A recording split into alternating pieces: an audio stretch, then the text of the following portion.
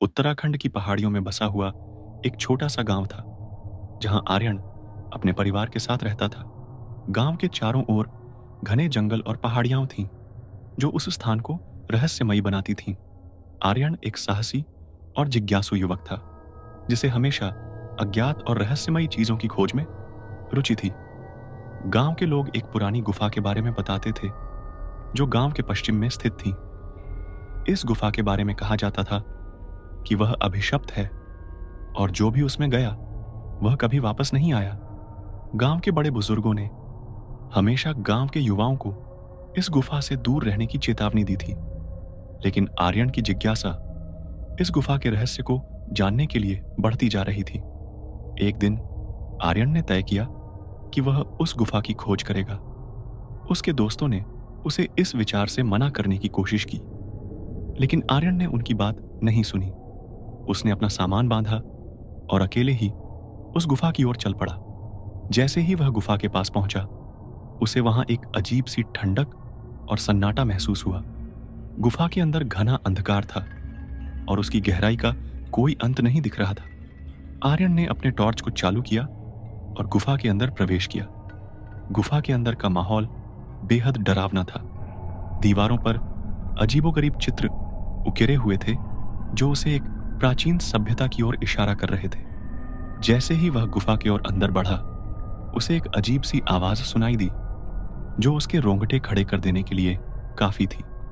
आर्यन ने अपनी हिम्मत बनाए रखी और आवाज की दिशा में बढ़ता रहा। उसे गुफा के अंदर एक पुरानी मूर्ति मिली, जो किसी देवी की प्रतीत होती थी, लेकिन उस मूर्ति के चेहरे पर एक भयानक मुस्कान थी, जो आर्यन को विचलित कर रही थी। उसने मूर्ति की ओर देखा और अचानक से उसके सामने एक अजीब सी छाया प्रकट हुई। आर्यन ने उस छाया को देखा, जो धीरे धीरे आकार ले रही थी। यह छाया अब एक विकृत इंसानी आकृति का रूप ले चुकी थी और उसकी आंखों में एक खतरनाक रक्तिम चमक थी। आर्यन की सांसें तेज हो गईं और उसने खुद को संभालने की कोशिश की। कौन हो तुम? आर्यन ने कांपती आवाज में पूछा। छाया ने कोई जवाब नहीं दिया, लेकिन उसकी विकृत हंसी गुफा के भीतर गूंजने लगी। आर्यन ने महसूस किया कि उसके शरीर पर एक अजीब सी ठंडक और भारीपन छा रहा है। उसकी टॉर्च अचानक से बुझ गई और अब वह पूरी तरह से अंधकार में घिर गया। उसकी आंखें अंधकार में कुछ भी देखने में असमर्थ थीं, लेकिन उसे महसूस हुआ कि वह छाया अब और पास आ गई थी। आर्यन ने अपनी जेब से माचिस निकालने की कोशिश की, लेकिन उसके हाथ कांप रहे थे। अचानक छाया ने उसकी ओर एक भयानक चीख के साथ झपटा मारा। आर्यन ने बचने की कोशिश की, लेकिन वह छाया इतनी तेज थी कि उसने आर्यन को जकड़ लिया। आर्यन की चीख गुफा के अंदर गूंज उठी, लेकिन बाहर कोई उसे सुनने वाला नहीं था। छाया ने धीरे धीरे आर्यन की आत्मा को निगलना शुरू कर दिया। आर्यन ने महसूस किया कि उसका शरीर धीरे धीरे ठंडा पड़ रहा है और उसकी चेतना धुंधली हो रही है। उसने आखिरी बार उस छाया की आंखों में देखा, जो अब और भी भयानक हो चुकी थी। आर्यन की आत्मा उस अंधकारमय गुफा में समा चुकी थी, लेकिन उसकी कहानी का अंत यहीं नहीं हुआ। वह गुफा जिसमें आर्यन ने अपना अंत देखा, एक रहस्यमय और भयानक स्थान था, जिसे सदियों से कोई नहीं जानता था। इस गुफा के चारों ओर फैले घने जंगलों में एक भूतिया सन्नाटा हमेशा बना रहता था। इस गुफा की ओर कोई भी जाने की हिम्मत नहीं करता था, क्योंकि इसके बारे में भयानक कहानियां वर्षों से गांव में फैल चुकी थीं। आर्यन के गायब होने के बाद उसके परिवार ने और गांव वालों ने उसे खोजने की कोशिश की। पुलिस, गांव के बुजुर्ग और बहुत से लोग आर्यन को ढूंढने के लिए जंगल में गए, लेकिन उन्हें कोई सुराग नहीं मिला। कई दिनों तक खोजबीन चलती रही, लेकिन आर्यन का कोई पता नहीं चला। लोग धीरे धीरे मानने लगे कि आर्यन को जंगल की किसी ताकत ने निगल लिया था। गांव के बुजुर्गों ने आर्यन की मां को समझाया कि वह गुफा और जंगल अभिशप्त हैं और जो भी वहां जाता है वह कभी वापस नहीं आता। लेकिन आर्यन की मां यह मानने के लिए तैयार नहीं थी। उसने निर्णय लिया कि वह अपने बेटे को ढूंढने के लिए खुद गुफा की ओर जाएगी। गांव के लोगों ने उसे बहुत समझाने की कोशिश की, लेकिन वह नहीं मानी। उसके दिल में अपने बेटे को ढूंढने की एक दृढ़ इच्छा थी। उसने अपने कुछ नजदीकी रिश्तेदारों और दोस्तों के साथ उस गुफा की ओर प्रस्थान किया जहां से आर्यन का अंतिम सुराग मिला था। जैसे ही वे गुफा के पास पहुंचे, एक अजीब सी ठंडक ने उन्हें घेर लिया। गुफा के अंदर से एक अजीब सी गंध आ रही थी जो उनकी सांसों को भारी कर रही थी। उनके कदम अपने आप धीमे पड़ गए, लेकिन आर्यन की मां आगे बढ़ती रही। गुफा के अंदर का माहौल बेहद डरावना था। चारों ओर अंधकार और सन्नाटा फैला हुआ था। आर्यन की मां और उसके साथियों ने देखा कि गुफा की दीवारों पर कुछ भयानक चित्र उकेरे हुए थे।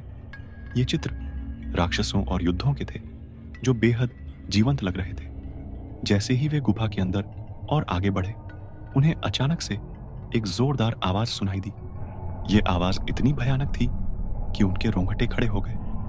उन्होंने देखा कि गुफा की दीवारों से खून जैसा कोई तरल बह रहा था और गुफा का फर्श अब भी हिल रहा था।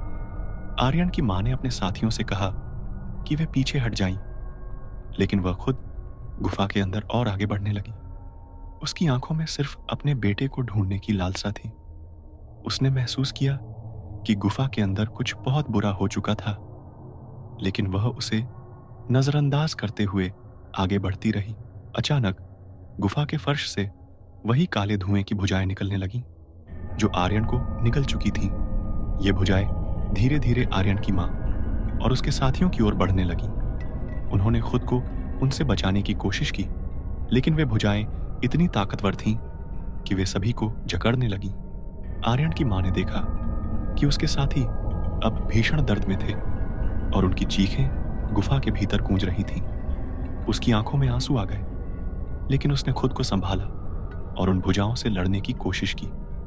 उसने अपनी सारी ताकत लगाकर खुद को छुड़ाने का प्रयास किया, लेकिन वे भुजाएं उसे और कसने लगीं।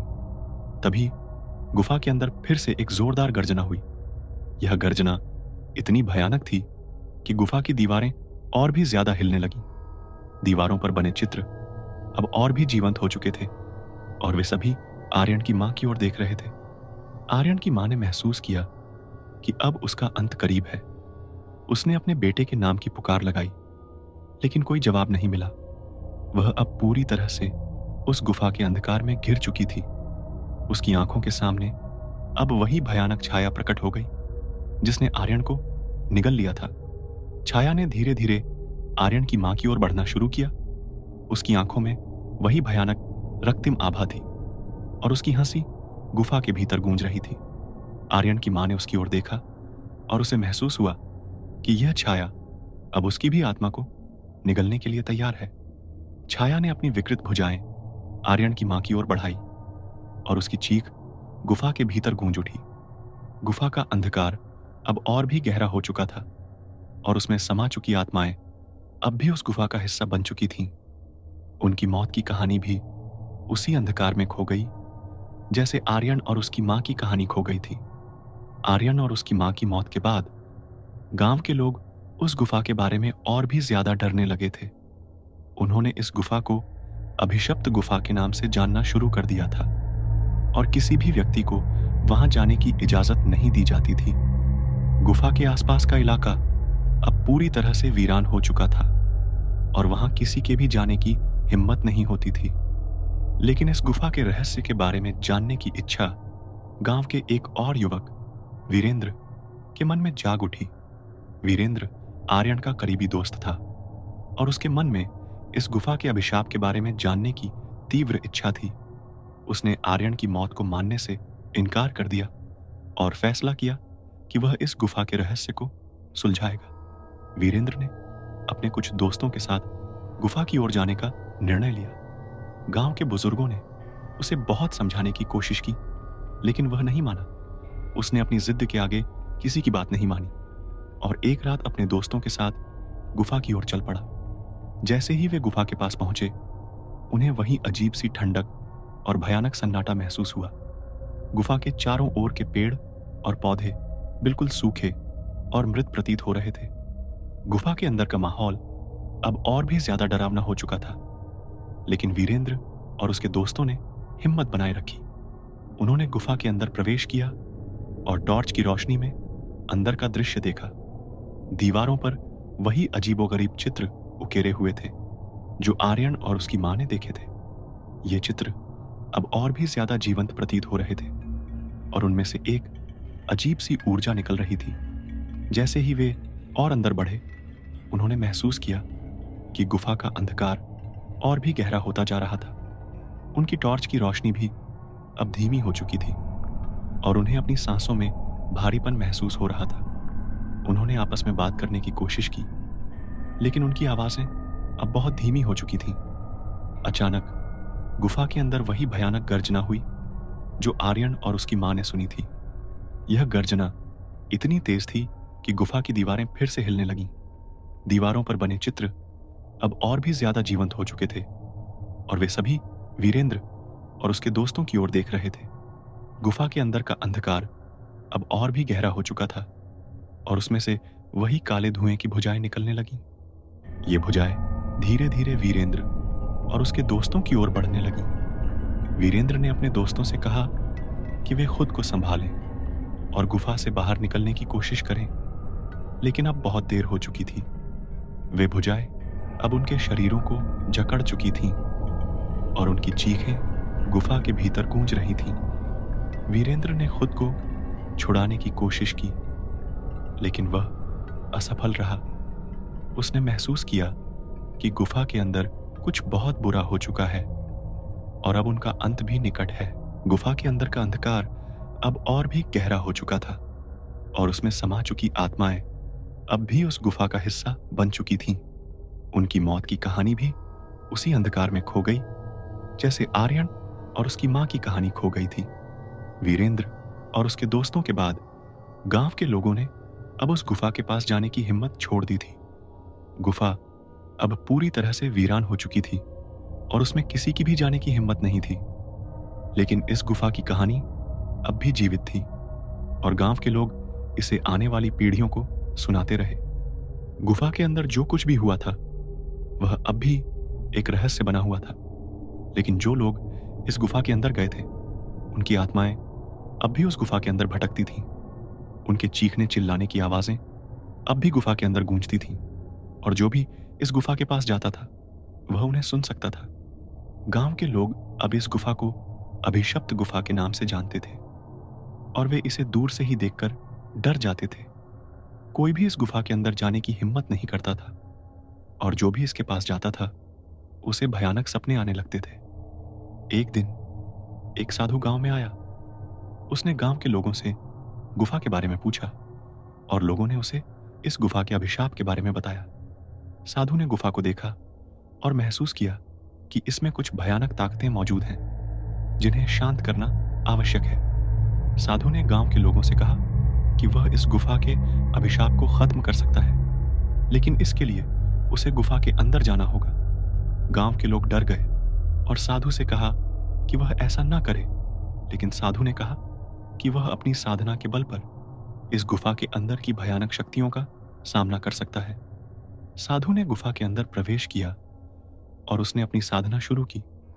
गुफा के अंदर का माहौल अब और भी भयानक हो चुका था, लेकिन साधु ने अपनी साधना जारी रखी। उसने गुफा के अंदर की सभी भुजाओं को वश में कर लिया और गुफा के अभिशाप को शांत कर दिया। गुफा का अंधकार धीरे धीरे समाप्त हो गया और उसकी भयानक शक्तियां भी शांत हो गईं। गुफा की दीवारों पर बने चित्र अब भी वहीं थे, लेकिन वे अब जीवंत नहीं थे। साधु ने गुफा को शुद्ध कर दिया था और उसके अभिशाप को खत्म कर दिया था। गांव के लोग अब इस गुफा को सुरक्षित मानने लगे और उन्होंने उसे एक पवित्र स्थान के रूप में मान लिया। लेकिन गुफा की कहानी अब भी जीवित थी और उसे सुनने वाले लोग अब भी डर जाते थे। गुफा का रहस्य अब भी अनसुलझा था, लेकिन उसका अभिशाप अब खत्म हो चुका था। जो लोग गुफा के अंदर गए थे उनकी आत्माएं अब मुक्त हो चुकी थीं और वे अब शांति में थीं।